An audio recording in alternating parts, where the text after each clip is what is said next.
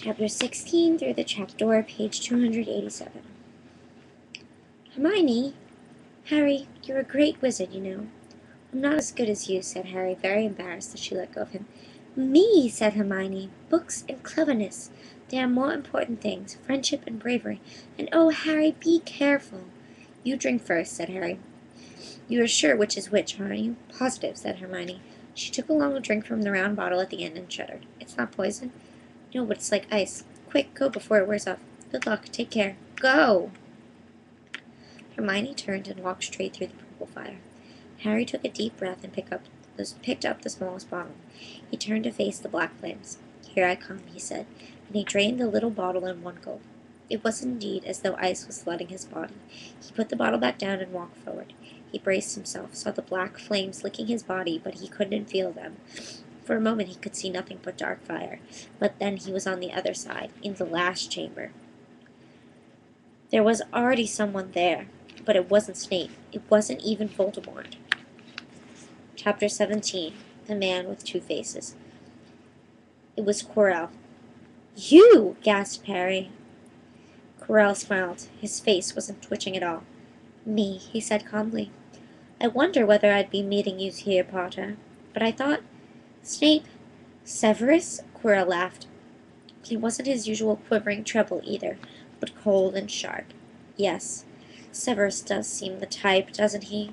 So useful to have him swooping around like an overgrown bat. Next to him, who would suspect poor, stuttering Professor Quirrell? Harry couldn't take it in. This couldn't be true. It couldn't. But Snape tried to kill me. No. I tried to kill you. Your friend, Miss Granger, accidentally knocked me over as she rushed to set fire to Snape at the Quidditch match. She broke my eye contact with you. Another few seconds and I've gotten you off that broom. I'd have managed it before it then, even if Snape hadn't been muttering a counter curse, trying to save you. Snape was trying to save me? Of course, said Quirrell coolly. Why do you think he wanted to referee your next match? He was trying to make sure I didn't do it again. Funny, really, he needn't have bothered. I couldn't do anything with Dumbledore watching. All of the other teachers thought Snape was trying to stop Gryffindor from winning.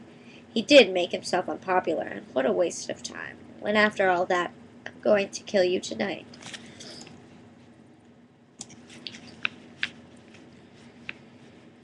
Quirrell snapped his fingers. Rope sprang out of thin air and wrapped themselves tightly around Harry. You are too nosy to live, Potter, scurrying around the school on Halloween like that. For all I knew, you'd seen me coming to look at what was guarding the stone. You let the troll in. Certainly. I have a special gift with trolls. You must have seen what I've done to the one in the chamber back there. Unfortunately, while everyone else was running around to look for it, Snape, who already suspected me, went straight to the third floor to head me off.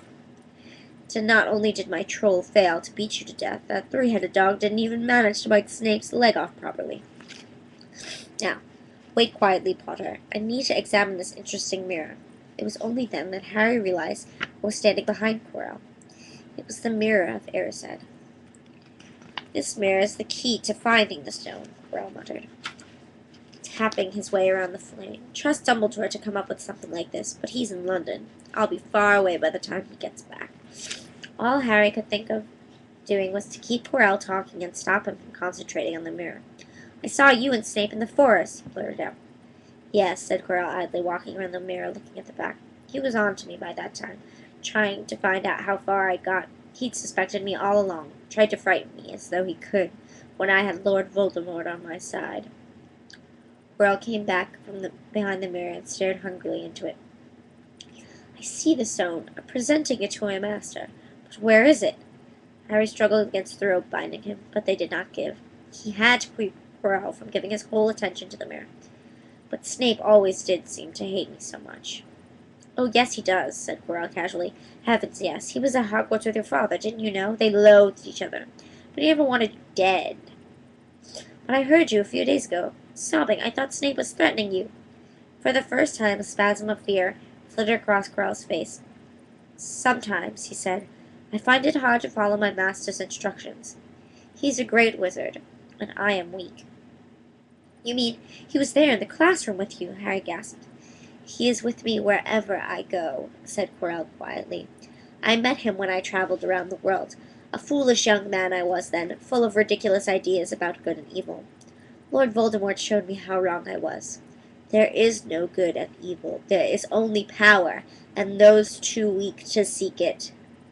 Since then I have served him faithfully, although I have let him down many times. He has had to be very hard on me. Quirrell shivered suddenly.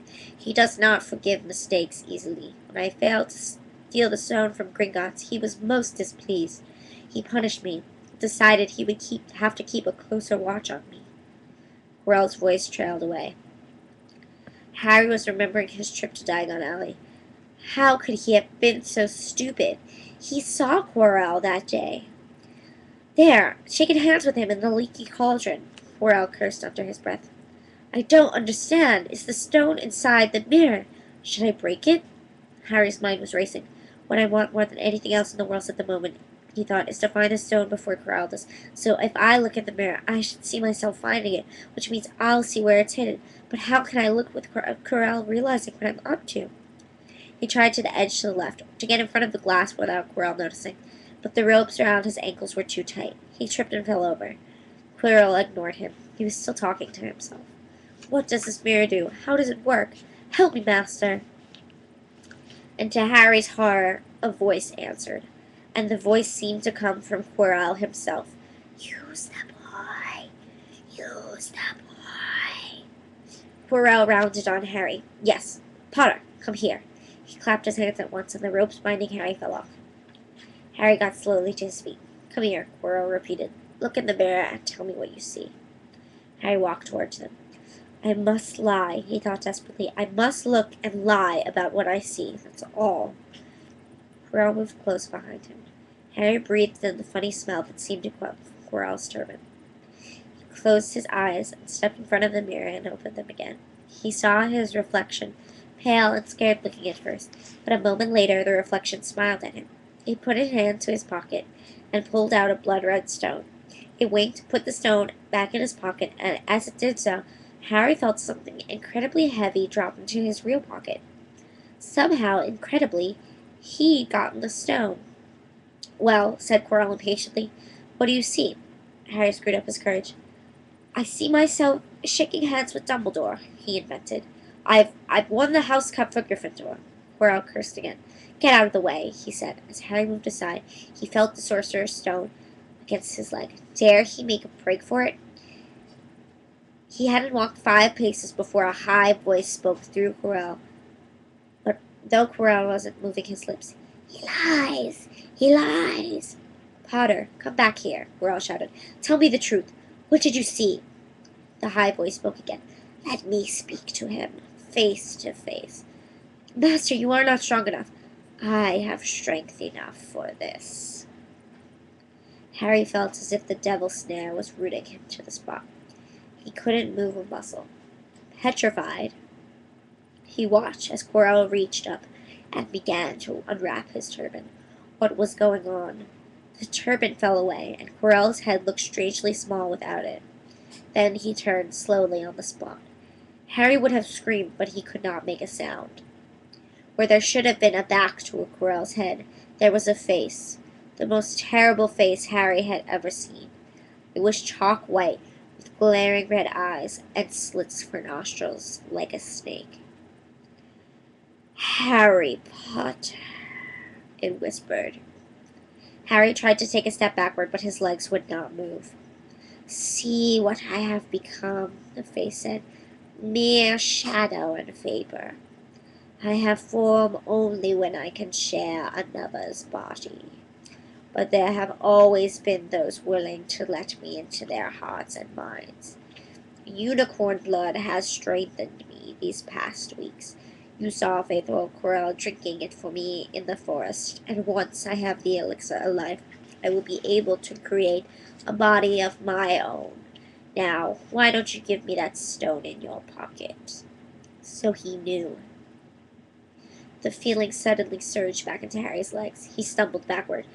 Don't be a fool, snarled the face. Better save your own life and join me, or you'll meet the same end as your parents. They died begging for mercy. Liar! Harry shouted suddenly. Quirrell was walking backward at him so that Voldemort could still see him. The evil face was now smiling. How touching, it hissed. I always value bravery. Yes, boy, your parents were brave. I killed your father first, and he put up a courageous fight. But your mother needn't have died. She was trying to protect you. Now give me the stone, unless you want her to have died in vain. Never! Harry sprang towards the flame door, but Voldemort screamed, Seize him! And the next second, Harry felt Quirrell's hands close in on his wrist. At once, a needle-sharp pain steered across Harry's scar. His head felt as though it was about to split in two. He yelled, struggling with all his might, and to his surprise, Quirrell let go of him. The pain in his head lessened. He looked around wildly to see where Quirrell had gone, and saw him hunched in pain looking at his fingers. They were blistering before his eyes. Seize him! Seize him! Shrieked Voldemort again, and Quirrell lunged, knocking Harry clean off his feet, landing on top of him, both hands around Harry's neck. Harry's scar was almost blinding him with pain, yet he could see Quirrell howling in agony. Master, I cannot hold him. My hands! My hands! And Quirrell, though pinning Harry to the ground with his knees, let go of his neck, and stared bewildered at his own palms. Harry could see they looked burned, raw, red, and shiny. Then kill him, fool, and be done! Screeched Voldemort. Quirrell raised his hand to perform the deadly curse, but Harry, by instinct, reached up and grabbed Quirrell's face.